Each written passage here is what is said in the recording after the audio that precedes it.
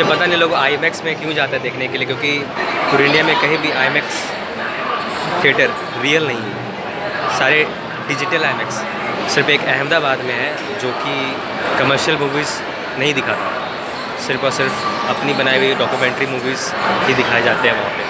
Guys, जैसा कि आप इस फोटो में देख सकते हो, आप जो आईमैक्स देखने जाते हो वो सेकंड वाली क्रॉप इमेज है जो 1.9 रेशियो की होती है, लेकिन जो रियल आईमैक्स होती है वो 1.43 रेशियो की होती है, जो कि एक्चुअल में इतनी बड़ी होती है, तो वो आईमैक्स फेक है। मैं आया हूँ पैसिफिक मॉल में, जो कि वेस्ट दिल्ली में स्थित है, वहाँ का सबसे बड़ा मॉल, और जिसमें 4 फ्लोर है, और आपको नॉर्मली जितने भी ब्रांड्स और फ्रेंचाइज होते हैं सब कुछ आपको यहाँ पे अवेलेबल मिल जाते हैं। और बाहर आप स्टॉल देख सकते हो, शायद जिनको अंदर नहीं मिला होगा उन्होंने वहाँ पे स्टॉल लगाया हुआ है। और यहाँ पे मल्टीप्लेक्स की बात की जाए तो यहाँ पे सारे टाइप के अवेलेबल हैं, जैसे कि 4DX, IMAX, 3D सब कुछ अवेलेबल है। ये आप देख सकते हो पिक्सी लैंड, जो बच्चों के लिए एक्टिविटी कराना जो चाहते हैं वो यहाँ पे आ सकते हैं, बट टिकट काफ़ी महंगी है। मैं आया हूँ मूवी देखने के लिए, मेरे फेवरेट सुपर हीरो कौन हो सकता है?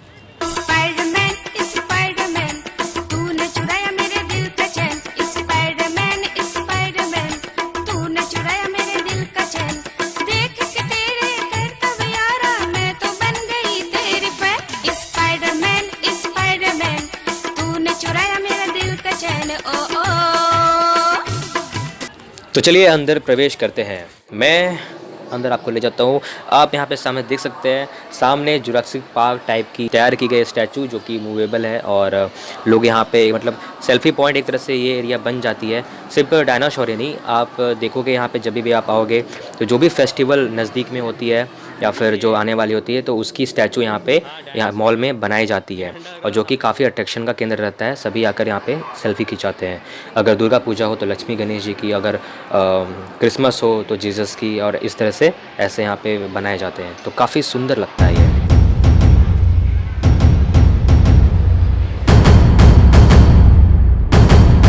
बात की जाए इसके फूड कोर्ट की, तो इस मॉल का जो 3rd फ्लोर है वो पूरी की पूरी फूड फ्रेंचाइज के लिए डेडिकेटेड है। जितने भी फ्रेंचाइज होते हैं ना खाने की, वो सारे यहाँ पे अवेलेबल आपको मिलेगी। आप खाना परचेस करो और यहाँ पे ले जा करके आप कहीं भी बैठ के खा सकते हो। लेकिन मैं तो मूवी देखने आया हूँ, तो मैं जा रहा हूँ मूवी की टिकट लेने के लिए। आप देख सकते हो यहाँ पे सारे शो की टाइमिंग है। मैंने 4:20 की जो शो है उसके लिए मैं आया हूँ।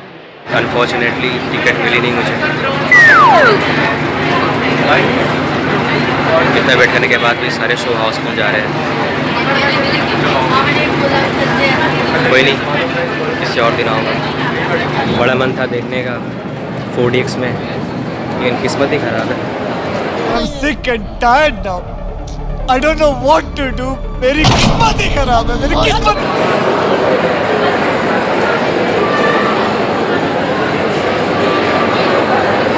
कोई नहीं, किसी और दिन। अब इतनी दूर से आया हूँ तो खाली यहाँ जाना सही तो रहेगा नहीं, क्योंकि काफ़ी टाइम जाता है, पैसे भी जाते हैं जाने आने में।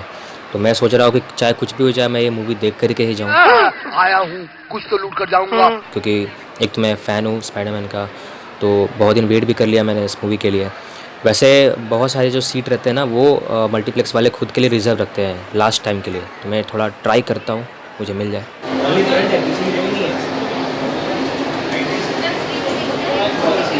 फाइनली टिकट मिल गई हमें, और इतनी खुशी, इतनी खुशी, इतनी खुशी।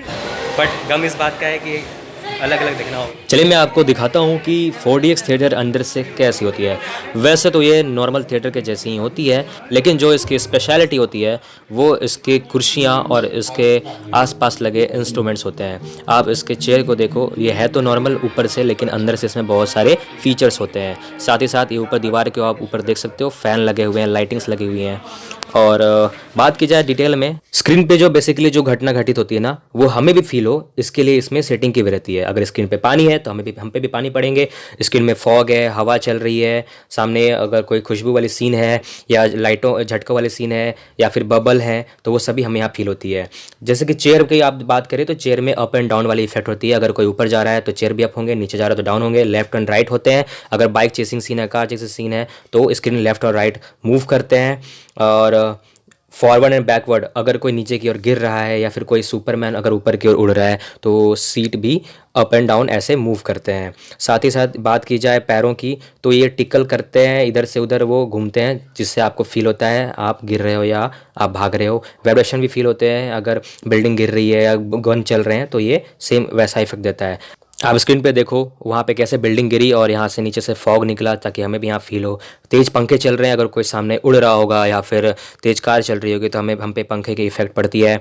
साथ ही साथ अगर पानी की कोई सीन है तो आपके ऊपर भी पानी के फव्वारे ऐसे चेहरों पे पड़ते हैं, जिससे आपको फील होता है कि आप उसी मूवी में बने हुए हो। अगर लाइटिंग्स होते हैं, बिजली गरजती है, तो यहाँ पे भी सेम वैसे ही इफ़ेक्ट डाला गया ताकि फील हो कि आप यहाँ पे भी आप लाइटिंग का फीलिंग ले रहे हैं।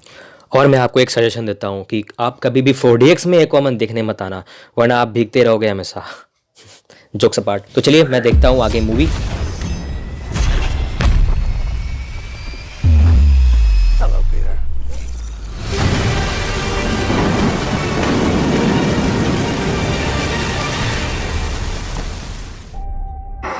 I'm in control, buddy, of this whole tentacle situation you got going on here. Okay? Now who are you? What is going on? सो अभी इंटरवल हो गई है। वैसे तो 4DX में इंटरवल होती नहीं है, शायद इनका भी पॉपकॉर्न वगैरह बिक जाए इसलिए इन्होंने इंटरवल दिया है। You did? You died in my arms.